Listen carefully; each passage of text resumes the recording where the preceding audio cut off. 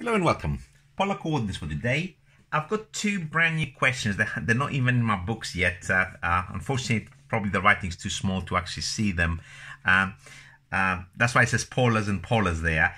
I'm going to do it over two separate lectures. They're of different difficulties. I'm going to do first of all this one, which I rated as 4.5 stars. That's going to go into one of my standard papers.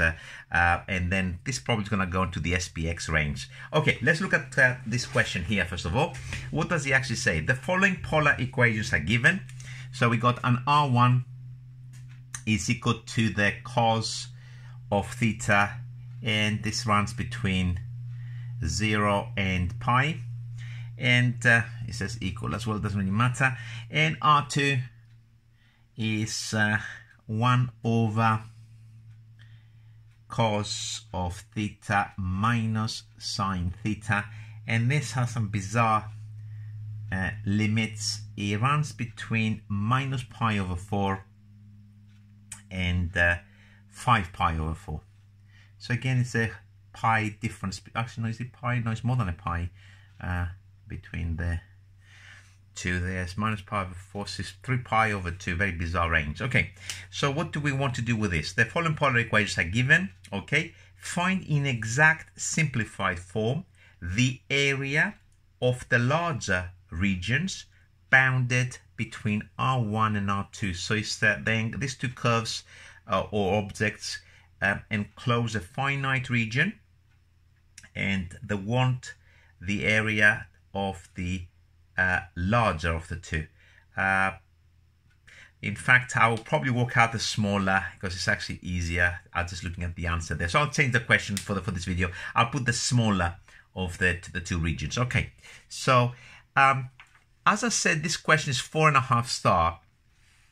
And the reason it's 4.5 is if you make the wrong decision in the beginning, you could be pulling your hair eventually and maybe not answer the problem. But if you do actually, if you see what's the best way of dealing with this particular question, is in fact fairly easy. Is this a difficult curve to sketch? Most of us, by the time we're exam standard, I don't know if the standards have now changed in exams. You should know exactly what this thing looks like. Not so much this one, of course. This one is a circle. It will look something like this. A circle with diameter 1, and it will have its center at a half. So this is something that you ought to know, perhaps. Maybe, as I said, because I've lost touch with further maths the last few years, maybe I'm making things up and maybe you need to derive it. This, I haven't got a clue what it is at first glance. One of the things, whatever method you're using, whether you stick to go to Cartesian or to polars, is you need to do a sketch. And the sketch will not come easy unless we change this equation to something meaningful. Okay, so first thing for something like that is probably I will be trying to find something that I can perhaps sketch. Okay, let's start with the easy one, the one that claims a circle. This is not difficult to find. R is equal to cos theta. I'm going to do the workings here. Multiply both sides by r. R squared is r cos theta. That's now x squared plus y squared is equal to, this is now your x.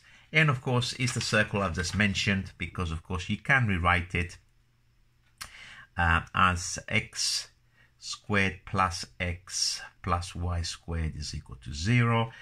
Complete the square, x plus a half. Sorry, not plus a half, I made a mistake, and there should be minus. Minus in there. You see, I actually know exactly what the curve looks like, and yet my algebra is absolutely atrocious at times. Plus y squared is equal to a quarter. So that, of course, is a circle centered at a half, 0, radius a half. So I'm going to write the equation in Cartesian in here. Probably I'll write this one here because it's actually easier. X squared plus y squared is equal to x. And this is a circle at center half, 0, and I'm going to put capital R for the radius. It's very confusing otherwise with the R for the polar coordinates. The radius is in fact square root of a quarter, which is a half. So this is now my R1. I have no idea what this R2 is represents. if it's something meaningful that perhaps I can sketch, otherwise we'll be in trouble with this one. Okay, let's make an attempt for this one. R is equal to, actually it's very easy. Once we multiply across, I just saw it. So this is very, very easy. It's a line, R cos theta, just times in this across, minus R sine theta is equal to 1. And of course, this is now your X. That, of course, is your Y is equal to 1. So this will be Y on this side is X minus 1. So in fact, this is a very nice equation. Y is equal to X minus 1. So if we follow this particular approach now, perhaps we can make a sketch and decide whether we're going to go polar or stay in Cartesian. So the sketch for something like that, very easy to sketch.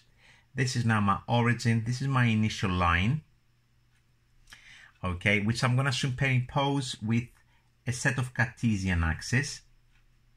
So this is initial, but also X, and this is my Y. And I've got a circle centered at a half. So it looks something like this. And where is my line now in all of this? Gradient 1 crosses at minus 1.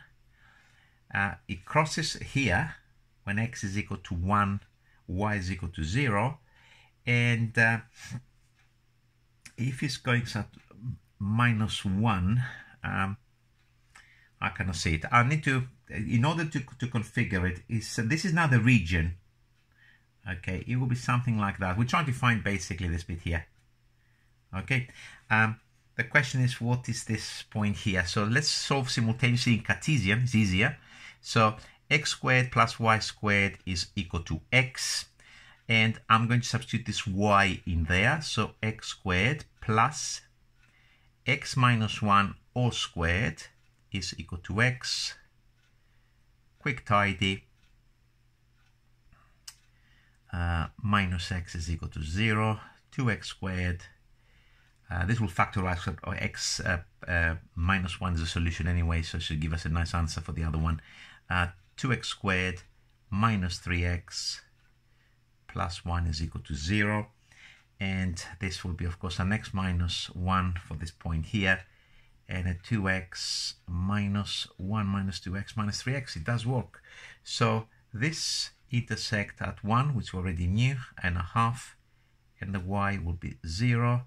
And when I put half in here, half minus 1 is minus a half. Okay, I'm just going to redraw this picture a little bit because I've just noticed something which will make my life a lot easier. And of course, it will decide this question, what I'm going to do next. Okay, have a look now what is happening in there. This is again the picture that I had. That's my circle, very bad drawn, but it will do. This point, let's use the finer pen so we can mark it a little bit better. This point is a half, this point is 1, and the two objects meet at 1, 0 in Cartesian, and half minus a half. So, in fact, this is directly below in a set of Cartesian axes than the center of the circle. It's not drawn to scale here, of course. That's my y is equal to x minus 1, which is the curve R2. And of course, it's the circle, which is the R1. And what was the question I changed? It doesn't really matter which region we're finding. I'm going to change it to find the smaller region bounded between the two curves, which of course is this bit here. So do we need to do polar integration for something like that? The answer is absolutely not. This is so simple, it's beyond belief. So in order to find this region, this is now a quarter circle. This bit here. And it has radius of a half. Quarter circle, right angle. And therefore, the required area is equal to quarter circle, 1/4 times pi r squared. What is my r where r represents the radius of the circle. The answer is a half squared, so it's times a half squared. And from that, I need to subtract the area of this triangle. This is right angled, so that's a half. Base times height. Base and height are both halves. And this will give us a very simple answer. The answer is pi over 16. Take away 1/8. And we can write this in the simplest form. Pi minus 2, the whole thing, over 16. That's the answer. Okay, I just want to say something about this question. You must say, well, this is very, very easy. Is it really 4.5 star? I just want to say something.